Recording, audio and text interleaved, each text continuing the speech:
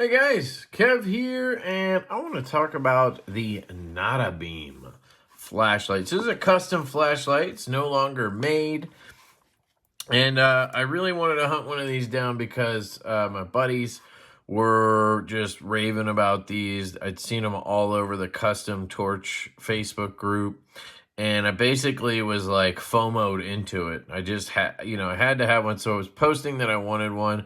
I was mentioning it in my videos, and a viewer reached out and was like, hey, I got one of these. It's been sitting on my shelf. I haven't used it, in a long time. I love the light, but, it seems like you really want to get your hands on one, so I will sell it to you. And I was like, hell yeah, bro. So I bought it. It was very expensive. We're talking basically Hanko money. $750, I think I paid for this.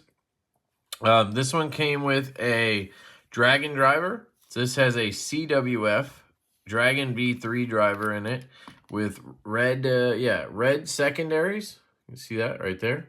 I currently have a white glow gasket and blue tritium in there as well. It has LH351D Samsung emitters at 5000K. It has a very, very, very smooth threading. It is really nice. And that seam basically disappears. I kind of wish every flashlight had that. Some people play up the seam. Some people don't do a great job. Some people have like weird milling instead. I really like this where it just disappears. Personally, I think that's fantastic. Now, the guy behind Notta Design is, I believe his name is John Gaefall, Gaefall, something like that. And he seems pretty active in the Facebook groups, but he's not really in terms of, making anymore. He doesn't make flashlights anymore. I assume his day job is just better and, takes up too much time or whatever it may be. But people are clamoring over these lights now. It was weird because I was into flashlights for like a couple months and I hadn't really seen one. And then all of a sudden it was like every day people posting one and how awesome they are. And people posting their collection of them. And it became like a whole thing in the group. And I was like, okay. And personally, I saw the pictures and I was like, this milling just didn't do it for me. And in pictures, it makes it look like the whole body is the same thickness as the head. And if you guys know me, that's not my style. I like the head to be normal size or whatever you want to call it. And then it thins out. I want it tapered down in the middle and then back out at the end where I get a cigar grip. And in pictures, for some reason, this just looks like fatter. I don't know how to explain it. And I don't think I saw any video because there's no videos on this light that I know of. So I didn't really want one for that reason. It was kind of like my excuse not to hunt one down, right? It's like the same thing with Sigma Customs. I kind of do want one of those, but my excuse is, they're like reverse clickies. He doesn't really do triple emitters, so I don't need one. And it's just my way of not wanting to spend the time to hunt the damn thing down. By the way, if anybody has a Sigma Custom, hit me up if you want to sell it. But yeah, so I got it in and I was like, damn, I was wrong. Like immediately just went, damn, I was wrong. This is beautiful. The design is absolutely magnificent. Look at these milling patterns right here. Like the different sized ones, they're just perfectly milled. Not to mention, by the way, this is machined titanium. I don't know how many he made in each finish, but god damn, this is sexy. This one happens to have this like blurply clip on it. I'm not sure, but it almost seems like Brat Guy Mickey. I think maybe he makes clips for a bunch of guys because they all kind of have a similar, like the Deadwood clips, this clip, they all seem pretty similar and they seem like Brat Guy clips, but I'm not an expert. Maybe, there's more to it than that. I don't know. But anyway, the clip goes with the design really well. I think it's a stock clip, but I'm not positive. I don't know too much. It doesn't come with like a COA or anything like that. Now, one of the big things is a lot of these come with single emitter setups. And I will honestly tell you, I don't love single emitters in a light like this. In an EDC 18350 flashlight of this size, I want a triple. And the reason for that is it's wider than it needs to be, right? If I want a single, then I want a 14500. Then I want a thinner flashlight. It's more pocketable, right? Same amount of runtime, really, but it's a thinner setup, and then you get that single reflector. It's just weird to me to put that in this size of a flashlight. Like taking a Hanko and putting a single engine in it is just weird to me. Is there anything wrong with that? No. Am I going to end up there? Maybe. You know, this is how it goes. I talk shit on something, and then the next day I'm like, ooh, I got to try it. I try it, and then I fall in love, and then boom, I'm going to put singles in everything. It's just, I'm weird like that. But anyway, for now, I love Dragon drivers, and I love triple emitters. And that's one of the things is, you know, you can't get secondaries in a single as of yet. So, you know, I get the beautiful red secondaries on the CWF Dragon driver. I love it. Love it. And then I have my preset modes, right? Like, I think it's 5, 15, 35, and 100%. And this thing cooks, man. You're going to see in the beam shot footage, this thing lights up my whole front yard on 100%. Those LH351s, when they're right, man, they're good. These are pretty clean. Not the cleanest, right? I definitely prefer the Nichia 519A 4500K that I try to put in everything, but we'll see. I may send this to my buddy Artie to mod. You know, he's swapped a few LEDs for me. I might have him swap this out to the 519A. We'll see. We'll see. But yeah, I mean, I like it the way it is. So, it's cool. It's cool. One thing on this light that was a little frustrating is this freaking switch cover. So if you ever get a Notta beam, it's going to be rare that anybody watching this gets one. But, you know, let's just go there in case, because some people might care. It comes with a very soft boot cover. And if you guys know anything about me, I hate soft boot covers. I have to swap them all to this Okluma kind of stiff switch cover. And when I tried to do that, it didn't work for a couple of reasons. I'm going to show you how this kind of works. Let's see if I can get it out again. Kind of have it down, I think. Of course, I'm on camera now, so it's going to be a little harder, but first things first, let me take this out. By the way, it's just a standard threading in terms of the driver. I'm pretty sure anyway, you could take a driver out of like a DC-1 or a Hanko pre-tri-start, and you could put the driver in here and vice versa. Let's see. So this ring actually unscrews like this. So if you get one of these, just know that, because I know it's like you don't know. I was trying to pull on it and figure shit out. I thought maybe from the inside. It isn't a clicky, by the way. But you just twist this off. So you have to use something to kind of tighten it down. I like to use these little rubber bands. But basically this unscrews. And I got this in here, so I hate doing this, but I'm going to do it. So here's your McClicky. And then you have threads in there. And instead of having a traditional setup, let me get another flashlight. Here's my new beautiful, oh wait, this doesn't have a traditional setup. It's my new beautiful Hanko. And then here's my CWF Arcadian. Now, the way Hanko does it, he has a similar idea, right? Instead of a piece of metal like this that screws in like that, he has a retaining ring that you pop around and down and then tighten. So no O-ring. Basically the same concept, honestly. But I was able to switch these out to the Okluma switches, no problem. Okay.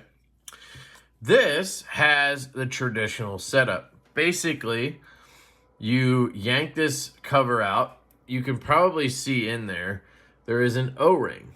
See that O-ring down there?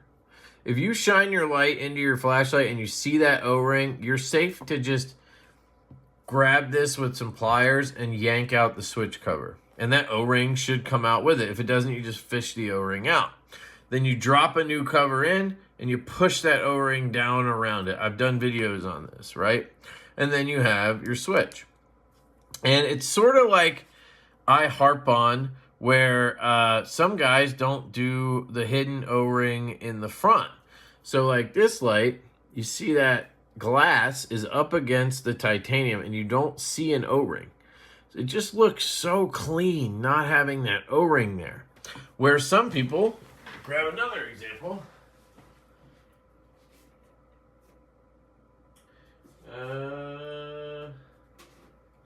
Here's a good example because this is a fantastic flashlight.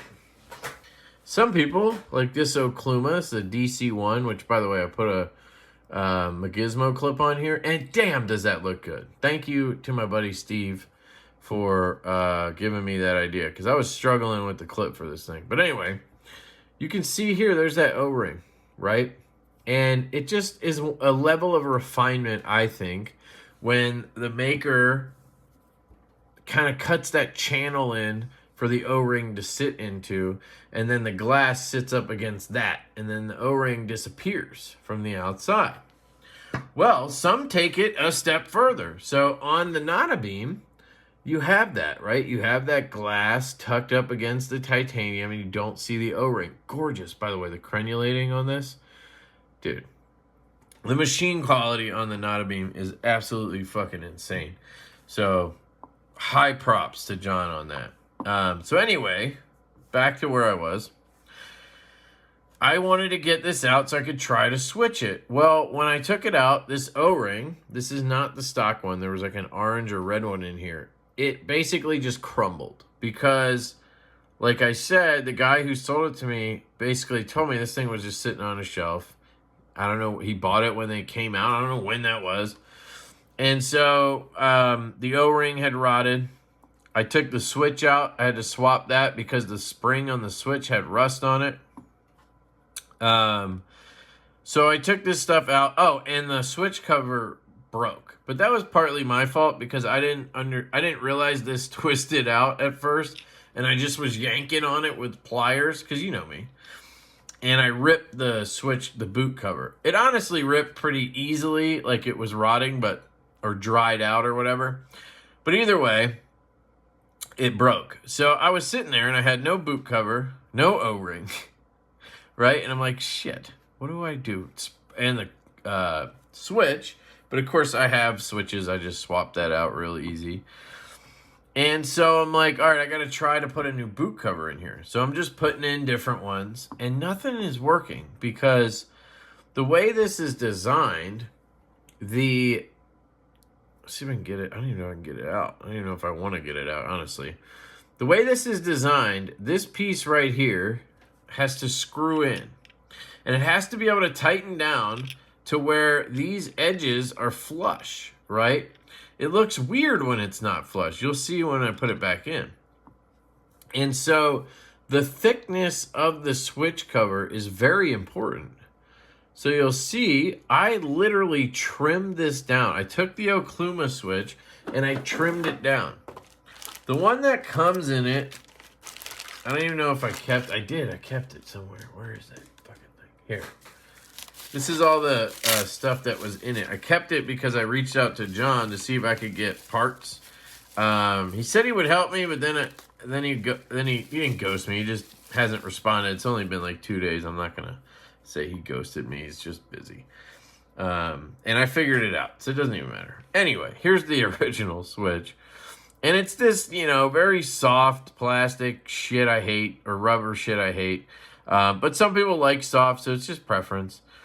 But anyway, this is so soft that when it tightens down, this can be squeezed real easily. Hence, soft switch, right? Well, if you take a Okluma style switch, it's going to be much stiffer, right? Therefore, this section is stiffer. So when you go to tighten this down, it can't press that tight enough for this to go flush. So originally what I did was I took a random, like, thin, squishy cover that I had, because I just needed something to replace this. And I cut the edge around it so that it would just kind of pop into the bottom, much like this, right? And then that tightened down, no problem. But it was still mushy, and it just bugged the shit out of me. So I eventually got this bright idea that I could shave off the Okluma switch this way, right? Kind of slice it like deli meat. Instead of having this section be this thick, I would cut that in half so that the ring would only have to tighten down half of that thickness. Does that make sense? So what I ended up doing was cutting this whole edge off and slicing it down. And that's how I ended up with this. And I know it looks jagged and disgusting, but guess what? It has full coverage of the ring, so it is sealed in there. It should be watertight, and then you have the O-ring that I added, which luckily worked. And then you just take this, and you have to get it placed in there properly, and then you gotta tighten it down. And that is how that goes in. So where did this come from? Oh. Sorry, I was practicing my little bitch voice. You can see where it rusted a little bit or whatever. I don't know, I call that rust. So, I swapped it. And here's the O-ring. It's just, basically rotted out.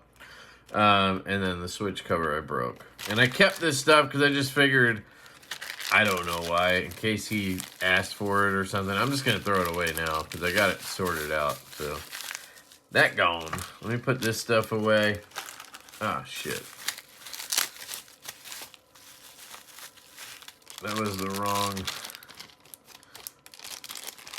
This bag was for this switch. So, we get everything back in its pretty little place, and then we can tighten that down, and I'll show you. And then I'll get you guys out of here. I know most of you don't care, but for those people who do have a beam or want to get a beam, maybe this will be helpful. So then you just tighten this down as much as you can by hand. Well, you got to do the whole thing by hand. That's kind of the problem. And you got to get this gap to close, right? And I kept getting stuck like right here. And I would have this little lip. And it was because that switch cover was just a little too thick, right? But with cutting it in half, basically, I was able, see if I can get it back in there. I was able to get it flush. Should be good now. Yeah, I think that's good. I'm just paranoid, so I'm going to try to get it a little tighter. I think we're good. So if you look at it, you don't have, the only reason you can catch it is because there's literally a gap. So your finger can catch it, but there's no edge anymore, right?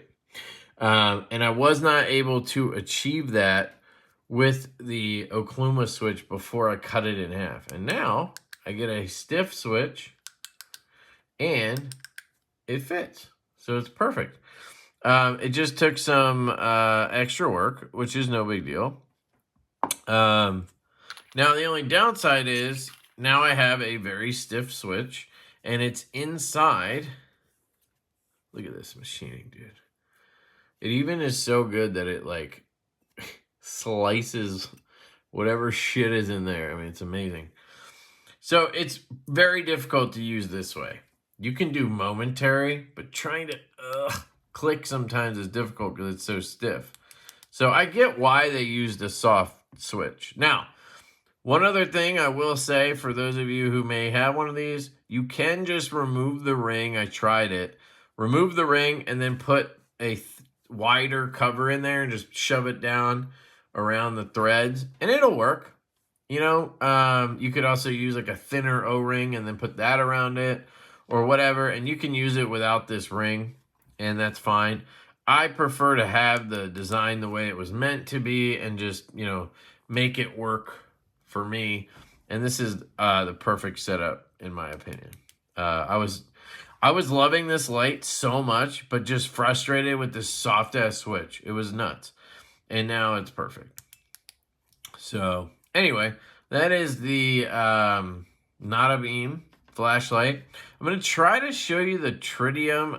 That gasket's probably charged a little bit now, but let's see if I can show you the blue trits, and then we'll get over to the beam footage, okay?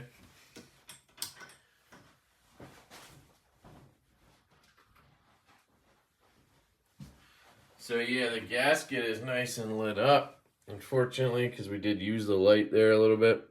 But you can see the blue tritium. And at night, once that gasket dies down, I get this perfect little triangle of blue tritium. For me, it's just enough to catch my eye when I'm, you know, in the middle of the night or whatever.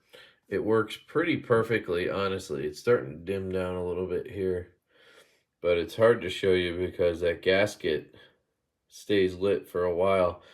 And I'll say the tritium kind of charges the gasket a little bit, I feel like, and they kind of stay on together all night. It's very interesting, but absolutely love this setup. Again, shout out to my buddy Steve for doing the tritium, and shout out to the viewer that sold me this, because I really appreciate it. So check out the beam footage. I appreciate you guys. Let me know what you think down below. Hope you have a great day, and I'll catch you later. Peace. Hey guys, Kev here, and I have the Notta Beam. So this flashlight is sick. I got tritium in here now, blue tritium, and a white gasket that glows blue, which is pretty cool. It actually seems to just follow the color of the tritium, which is interesting. It looks blue on camera. It's a little more like whitish, bluish, greenish in real life, but very cool. I got this blue clip, bluish purple. Here's the switch that I switched out to an Okluma switch because I had to have a stiffer switch, so she said. So here we go. This is a red secondary. You guys have all seen red secondary, Dragon Driver. Here is 5%, I believe. It might even be 15, but I think it's 5. If I remember correctly, it goes 5, 15, 35, 100. And I gotta say, 35 and 100 are, you know, it's almost marginal at that point. But here you go. You can see it's, yeah, it's really good at 5% or whatever this happens to be. It's mode group 4, so just know that.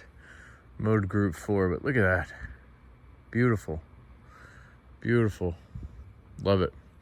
I'll double check that because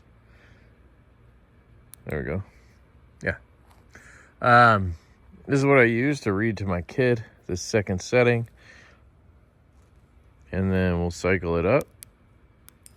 There we go. This is, I guess 15 now. Right there.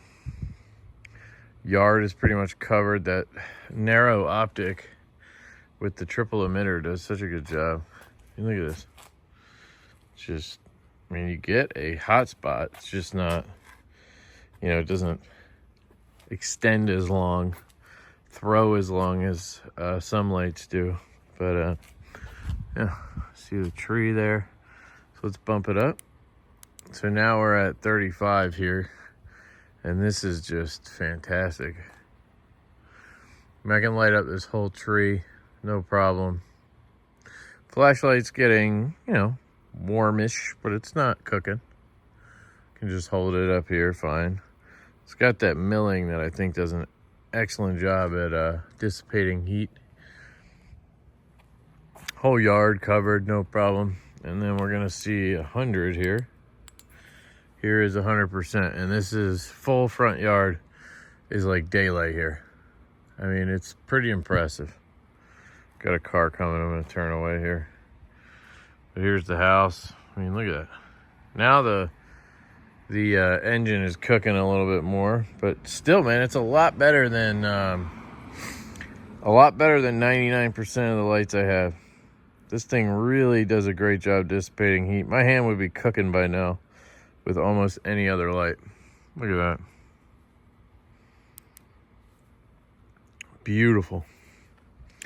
I'll try to show you the tritium. It's kind of hard now that the glow gasket is really bright. You got to see it, you know, when that gasket isn't bright, which, you know, in the middle of the night, it's basically perfect. So I was trying to show you guys that in the video at some point, but let me know what you guys think. Appreciate you. And yeah, this thing's sick, especially those really good LH351Ds. They're just really good. And I'm pretty sure it's hard to tell if it's 4,000 or 5,000, but I think it's 5K. So thanks, guys. Peace.